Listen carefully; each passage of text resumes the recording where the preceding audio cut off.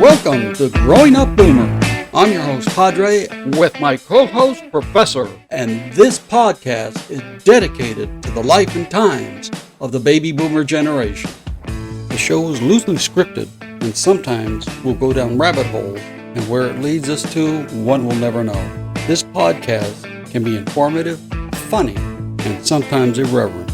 But most of all, we hope you find it entertaining.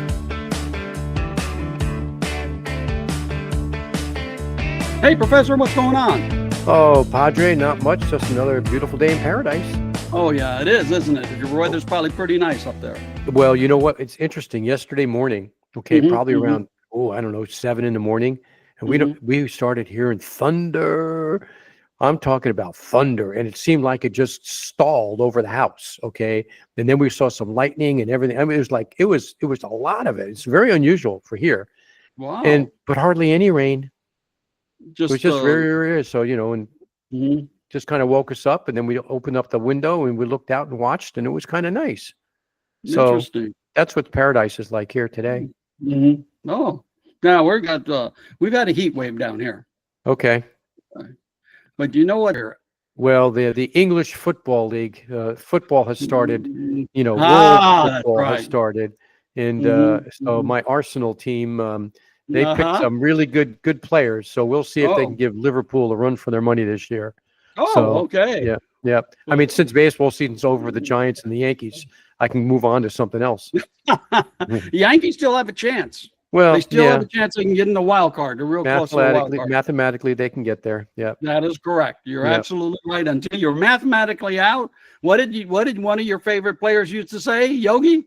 It ain't over. It ain't over till it's over. It's over. Yeah. Or it's deja vu all over again. That's true. Oh, well, get this. All right. We should almost do a podcast on all of his quips. That's some great stuff. Right? No one goes to that restaurant anymore. It's too crowded. Exactly. Oh God, he was great. He was great. Absolutely. By the way, I got a little quick quiz for you on baseball. Baseball. Great. Okay. Well, these are the 10 most hated teams in baseball. I am going to give you their name, and you tell me what team it is. Okay. Okay. All right. Number 10, with a payroll of $220 million, they're called the South Oklahoma Rangers. Okay. Okay. What team is that? The South Oklahoma Rangers. I don't know. I have no idea. The Texas Rangers. Okay. They call them that because that is their hated name. In other words, they hate them so much they've given them that nickname. I've never heard that name. Yeah. Oh, yeah. Well, you don't watch baseball that much either. I haven't recently. Yeah. How about the Nats? Oh, that's Washington. Number 9. The Nationals? Nope. Oh. This is a name, and it's usually used by Dodger fans. I don't know. San Francisco Giants. Oh, they call them the Nats? Yeah, like a little okay, the GNA. Yeah, okay. The GNA team. Yeah, okay. They used to be the lovable underdogs till 2010, 2012, and 2014. Then they became the Nats. Yeah. Okay. All right. But okay, are you ready for this one? I'm ready. The Cowards. People hate this team. Number 8. This was a tough one. How can people hate the San Francisco Giants? Come on, give me a break. Who made up this list? Did you make up this list? Well, the Dodger fans did, I guess. Don't forget, they were the lovable San Francisco people until they did those 3 years. Everybody hates them now. Okay, so which is this one now? Called the Cowards. The Cowards. The Rockies. No. Okay. Remember, these are hated teams. Well, the Padres. $214 million. Padres. No. Are you ready for this? Go. The Atlanta Braves. Oh, okay. Okay. Now. Okay. How about this one? And this one's only probably because of location. The Mess. The what? The Mess. MESS. The Mess. Well, that's Padres. No, No. the New York Mets. Okay, so it really is Mets. the Mets. Okay, I was going to say that, but yeah, okay. Okay. Yeah, it's Okay. because of chaos and I mean, and the people. I mean, that's where they always have the biggest brawls. Is in the New York. Okay, so you could tell I'm not a Dodger fan. What's that? You could tell I'm not a Dodger fan because I Well, don't know all these hated teams. well, what? Oh, come on. How about the Beast from the East, number The 6? The Beast from the East, Yes. Boston. You got it. See? Yeah. Yeah, Boston. Well, you gave me a hint. Oh, okay. The Beast from the East. All Yeah. right. Number 5, the Schwillies. Oh, the Phillies. That's it. The Philadelphia Phillies are rowdy Yeah. fans, right? Yeah, yeah. And the roster full of these real, looks like guys that haven't shaved for a while. Yeah. Yeah. How about number 4? Here, you got this. Go ahead. Ready? The trash cans.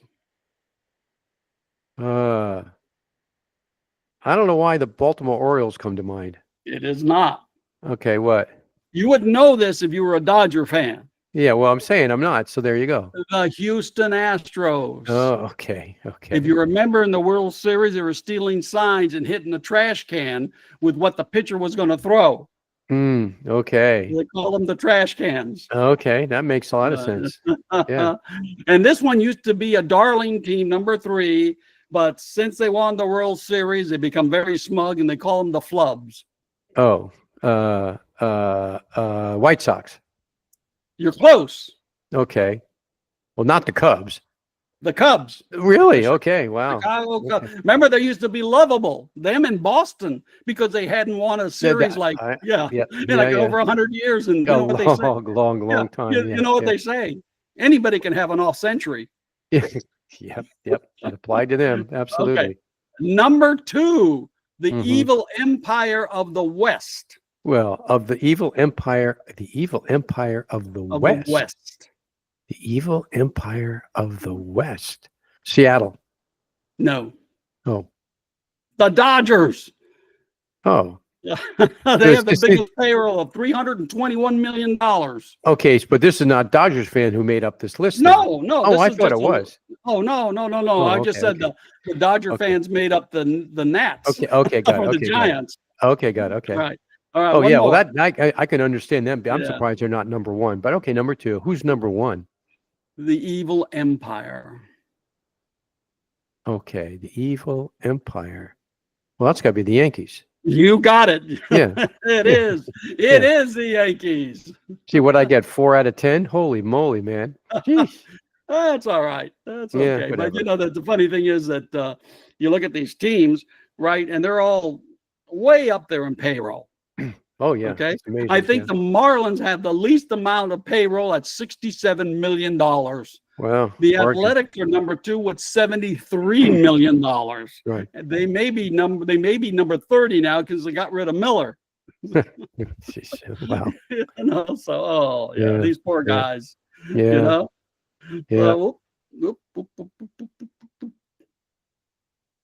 All right. Now, why do you say we get into our podcast? I was going to wonder if you're ever going to get to it.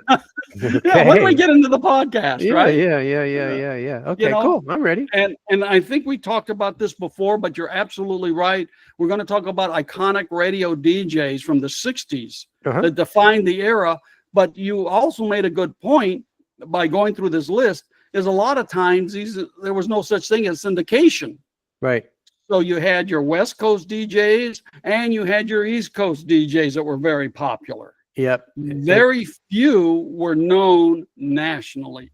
Right. And I don't know, if you were like me, but once I found a few stations that I liked, that's what I stuck with. Yeah. I just went in the car, you just turn it back and forth, or if you can listen in the evening, you just, like starting off with Wolfman Jack. Okay. I mean, I remember Wolfman Jack because he was in New York, and he was late night, and he was just a character. I mean, he's very, very well known. He was just a DJ. He was a larger than life character as far as that's Yeah. concerned. And Oh, his yeah. personality was nuts. He had a distinctive howl. Yeah. Okay. And I can't even Yeah. No go one, there at I think all. it is unique. I don't think anyone Very, can. very unique. Yeah. Very, very unique. He Real kind of blended raspy rock and voice. roll with Yeah. his offbeat humor. And Yeah. he was he's in movies and TVs. He was in American yeah. Graffiti. He was Oh, yeah. voices of lots of different things. Oh, And yeah. he died. He was only 57 years old. I know it. He was young, wasn't he? Yeah, he died young. It was really Yeah. he was born in Brooklyn, yeah. But Mhm. and it derived, I guess, from the Wolfman persona. He loved horror films, and he loved doing shenanigans with his two young nephews. Yeah. And the Jack nickname, it was kind of hipster lingo in the 50s, and I remember this. And the biggest one was, well, take a page from my book, Jack, or Hit the Road, Jack. When I remember that song, Hit the Road, Jack. Yeah. Jack. Yeah. But he also had some incredible, he had some sayings also. Get your bugaloos out. Yeah. The Wolfman is everywhere. That's real rock and roll. Yeah. And so, yeah. So he did in the 70s, he was syndicated. So, then that's a different story. But he was, he was in 53 countries, armed forces, radio. I mean, he was around for a while. He was really good. Yeah, he was good. Yeah. You're absolutely right. He was amazing. I mean, just for being a DJ. Wolfman Jack. Yep. Yeah. Had that real raspy voice. Oh, gosh. Yeah. The next one, Casey Kasem. I'm sure you remember that one. You know what? I don't. But again, I think that's the West Coast, East Coast thing. No, he was actually syndicated, and he was still his voice. He was syndicated. Yes, he used to do America's Top 40 every weekend. Yeah, I don't remember him for whatever reason. So, so what station was he on? While he was syndicated, I don't remember what the station was. Okay, but the thing was that he had a very his demise was not one that was pleasant. Okay. He ended up dying of syphilis. These bed sores. Oh. And he was, and the family, the wife wouldn't let the family, the kids see him, and it was just a mess. This whole thing was a mess. It was just awful. Because he was like America next to Dick Clark. I mean, he was like the voice of America when it came to the radio. Yeah. Wow. Okay. I do know that I never listened to him that I remember, but he did voices too. Wasn't he was in the Scooby-Doo franchise? Yeah. He was Shaggy. Yeah. That and so. But he would do. He kind of like reminded me of Vince Scully of radio. You remember Vince Scully? I remember Vince Scully. Yeah, the Dodgers. Absolutely. He just retired not that long ago. Yeah. Yeah. Well, he passed away. Yeah. Yeah. Right. Well. He was. That's ultimately retired. Yeah. That's definitely retired. Right. But what I'm saying is that he would make it interesting, tell more like little stories. Okay. Like Vince Scully when he was calling a game, and sometimes there's a lull. Yeah. And you hear these guys and they're talking to each other about something that isn't complete. That's not even having to do with the game, having to do with the player. He would somehow know the story of this specific player. And he would tell little I remember one time this was way back. They were playing the who was it? The Yankees. And they were Evil Empire. Yeah, and the Dodgers and the Yankees. Yeah. And I think it was on one of the 80s, during the 80s, I think. And it was kind of like they're honoring Yogi Berra and stuff like that. And there was a little lull in the action, and he talked about Yogi, and he talked about his sons. And apparently one of his sons were not only in baseball, but one was kind of like a coach or something like that. And he says, they went up to the sons and they said, what are your similarities to your father? Right, Yogi Berra. And the son looks at him, our similarities are very different. And he says, the apple doesn't fall far from the tree. But Yeah, but Jason Yeah. Kasem, would tell little stories and stuff like that, and Yeah, yeah. yeah. And then there was, of course, the next one. Alan Freed. Again, I don't remember them. Again, I think I just yeah. I latched on to the New York stations, and that's where I was. Yeah, and the other thing is too. I mean, you were listening to different music too, weren't you? Well, I mean, in the you were 60s? more, in the '60s, where you listened more to kind of like folk music and stuff like that. Oh, well, I was doing folk music, yeah, but I was doing the Beatles. Are you kidding? Mm. Okay, I mean, and we're going to talk about that in Yeah, a little bit about the yeah, fifth Beatle. yeah, But yeah. So no, I listened to all that rock stuff. I listened to folk. I yeah, mean, because I grew up at the end of the beatnik era. yeah. So in the early 60s, I would be down in Greenwich Village, and Right, that's I got into folk music, and that's what I learned originally was sure. on folk music guitar. Yeah, And then all the other stuff, and I caught all those big Oh, groups of the 60s. yeah. He passed away at 43 too. Yeah. Very young. It was Right. the Cirrhosis of the alcoholism, liver. cirrhosis or Yeah, something. it was cirrhosis, Yeah. He Is was he the one who- that? Go ahead. Yes, I know what you're going to say. You read my coined mind? the phrase of rock and roll, right? Hey, that's what I was going to say. I was going to say that was what you were going to say, right? You Yeah. are correct. He did. Yeah. Matter of fact, Yeah.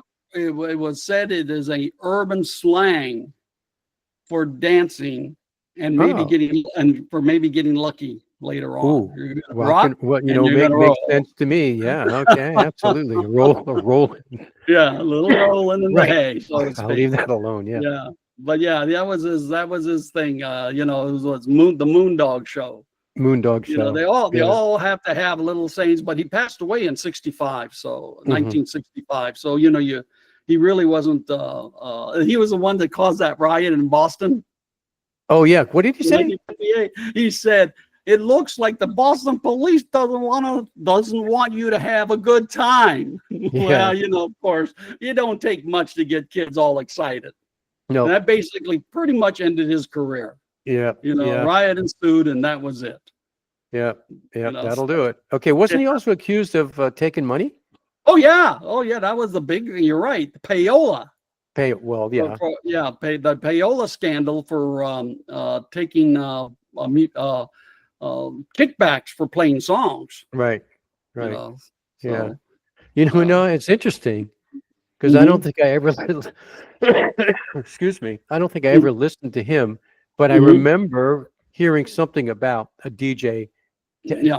There was that scandal. It was whipping around in the 60s. I do remember that. Yeah. You're right. Yeah. And interesting, and it's very interesting because he was at WABC, which is a New York station. Right. And I don't. Maybe that's why I heard about it, but I don't remember listening to him at all. Wow. Yeah. How about Dick Clark? Dick Clark, he's incredible. Who hasn't heard of Dick Clark? If you haven't heard of Dick Clark, you're from another country. Okay. Another universe. What do you mean? Maybe even another universe. Yeah. I mean, before he became, American Bandstand, I mean, the guy was a DJ. Yep. And he had that, that voice. He did. He had a great voice. He was very smooth. Yep. And Yeah. Absolutely. Yeah. And that transition to TV. I mean, shoot. And when was it? The Rockin' Eve. The Rockin' Eve. Oh, the Rockin' Eve. Absolutely. Yeah, but he brought Chuck Berry and Jay Lee Lewis on. Yes. And excuse me, I'm sorry, I'm getting over this thing. He also had the Supremes and Ike and Tina Turner, Smokey Robinson, the Miracles, Stevie Wonder, Simon and Garfunkel, Prince, Talking Heads, Madonna. I mean, come on. I mean, he definitely was where music went through. As far as radio stations are concerned. He was big personality. Yeah, absolutely. Yeah, he was good. You're so right. Yeah. How about do you have the next one? Oh, Murray the K? Yeah, I mean, Murray that was your era. Was that your era? Murray the K, absolutely remember him, the fifth Beatle, okay? Because he developed a relationship with the Beatles, and he's pretty much the one that got them to he's the first to give airplay to the Beatles in the U.S. And I remember that. I remember when they were first doing it. I remember Murray the K. Absolutely. Okay, talking the Beatles and talking about that, but Mm. he brought the whole British wave. Okay, he Yeah. just latched onto the Brits and Mhm. everything, and he wasn't afraid to push boundaries. Yeah. And because radio was kind of formal, but no, he Mhm. started to do things and made it fresh and new. And yeah, he was on Wins 1010 New York. Okay, I Mhm. remember that little tagline, da da da da da, all the way. Yep, yep, yep. Yeah. And then he was on, So, I think, the all night show, uh-huh. the Swing Uh-huh. and Soiree, where Alan Freed but was let go, and Uh-huh. uh, he took over the show. Mhm. Okay, uh, after being hosted by Murray the K for a while. So Mhm. Yeah. anyway, yeah, it was credible. It was Yeah. really good. Did you remember Cousin Brucey? Cousin Brucey, absolutely. Yeah, I was Cousin going to Brucey say was the that was truth. an East Coast. That was an East Coast thing. Absolutely, Cousin Brucey, Wolfman Jack, and Murray the K. Those are the Mhm. ones that I remember Yeah. specifically. I mean, I Uh-huh. remember them the most. Yeah, Yeah. Cousin Brucey, Bruce Morrow. Uh-huh. Excuse me. Uh-huh. So let's see if I remember this correct. Um, how he got the cousin monitor. Excuse me. I guess he was in the lobby Mhm. somewhere. I guess in the studio, and an elderly woman once asked him, "Cousin, lend me 50 cents to get home." Yep. And he Yeah. gave the 50 cents, and that kind of stuck. So Yeah. it came up. So yeah, he was good. He hosted TV shows and concerts, and Mhm. Mhm. he was great. He was Wins New York, then he went to WABC, and Mhm. then he that was after Wolfman Jack left to tour Right. with Guess Who, and then he went back to WABC. Mhm. So yeah, Cousin Brucey. How Yep. about did you also I don't know if you knew this one, the real Don Steele? No, that was You don't wasn't remember that the the middle real of the Don country? Steele. Was it where was he? He was, He definitely West Coast. Definitely West Coast. okay, well, he started out in the Midwest, Yes. in Nebraska. Mhm. Okay, yeah, Yeah. that's right. No. Yeah, no, I never heard. And then he went off to your side of the country. Yeah. Yeah. And they play a clip of him. Quentin Tarantino plays an actual clip from his station in Once Upon a Time in In Hollywood. Hollywood, yeah. So yeah, the voice Yep. of the Yep. real Don Steele is in the Yeah. film, and it's Yeah. actually a part of the movie, and Right. it is a clip from the actual radio show. Right. Kind of play Right. homage to KHJ and stuff like that. Yeah. But Yeah. Now, so did you listen to him? yes, Okay. yes, Okay. yeah, the real Don's, and I don't even know if he would want anyone to know that he was in the movie Death Race. Oh, is that one of your favorite movies? Race, oh, it was so bad. Death Well, that Race means it had to be a favorite movie of yours. Death Race 2000. And the reason why I wanted to see it is because it was kind of like the big screen debut of what's his name? Kung Fu, Dave Carradine. Oh, Dave Carradine. Okay. Yeah. And he played Frankenstein. It was called, that was the racer's name because he was Right. he'd been in so many accidents, he's disfigured, or at least that was the narrative. Okay. But he really wasn't, I mean, he was, Mhm. but his goal was to kill the president of the corporation because they had, what they would do is, and it was so bad. It was so bad that the cars, the just of the contest is to race through town, but across the country, killing as many people as you can, running them Okay. down. Wow. Yeah, that is the base, and it looks like it was made by college kids because the cars themselves look like doom buggies that have fiberglass bodies on them. And get this, okay, that movie was quickly forgotten, except when Sylvester Stallone made Rocky and became a big star. Oh. They brought it back because he co-stars in this movie. Oh, geez. And I'm going, he's probably going, no, I thought people would never see that movie again. It is so bad. And well, the way he's going to win the race, and the way he's going to kill the president. He takes off his glove, and there's a hand grenade embedded in his palm. okay. So All this is how bad it is. It was So I have a horrible. question then. Is it Yeah. okay if I don't find that and watch it? That was okay. But if you do want a Okay, good laugh, that's the If you do one want- I don't. Okay, Yeah. at least I could take one off the list. Okay, Yeah. good. And get this, they did a reboot of it. Oh gosh. Yeah, Wow. but it's not as bad as the first one. They did a reboot with Jason Statham, so I really like that one. Well, that's And different. Danny Trejo. How can you go wrong? Yeah, really. Wow. And the real Don Steele is in this movie. He plays Howard Cosell Jr. Oh wow. and he's the play-by-play guy. Oh jeez. Howard Cosell, what a character he was. Wow. Yeah, he was another character. Absolutely. Yeah. Yeah, but you know what? Those people really made it wonderful to listen to music. I mean, we just don't have that anymore. Now that you can stream everything. Well, you stream everything, and yeah, I mean that's what happens to stream. In You fact, know. I my truck, which is an older truck, the CD player went out. So rather than going and paying the OEM one, okay, I Yeah. went to an Mhm. audio Yeah. dealer and got one, and I Yeah. probably got one of the last ones that have CDs. Okay, Uh-huh. and he said, "You want one with a CD? Everyone's streaming everything." I said, "Yeah, I want one with a CD. I got a bunch of CDs." So I probably have the last one. Yeah. You know what? I want to do an honorable mention if you don't mind. Okay. Excuse me. Yes. Yeah, I think we better end this one pretty soon before you call. I'm getting there, yeah. Getting there. All right, we'll do this one. This is an honorable mention, Rick Dees. Okay, Rick Dees. Yeah, I've heard the name. He was in the 70s and really became popular in the 80s and 90s with his weekly top 40 countdown. Okay. But he came about during the disco time. But he Okay. became very, very popular, especially when he was syndicated. Got it. Okay. And he was he kind of like he was different because he had like kind of sense of humor. Okay. He would make jokes and stuff like that. He didn't fit the mold of a regular DJ.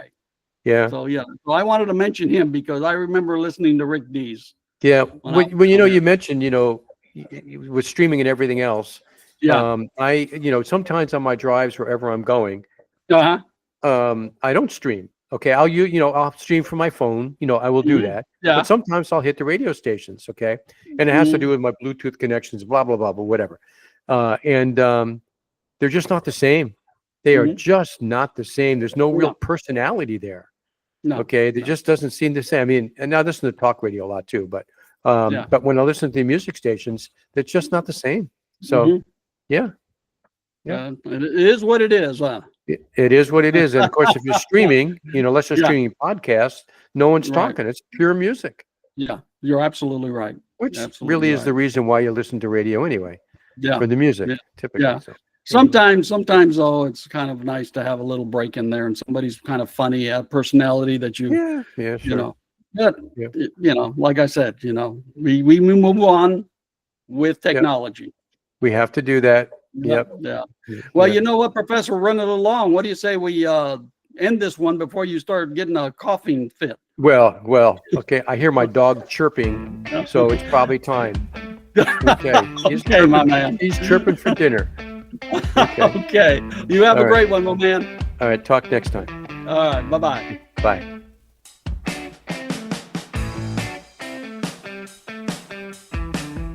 We'd like to thank you for listening and remind you if you happen to have any baby boomer topics you'd like us to cover, just email us at growingupboomer@gmail.com.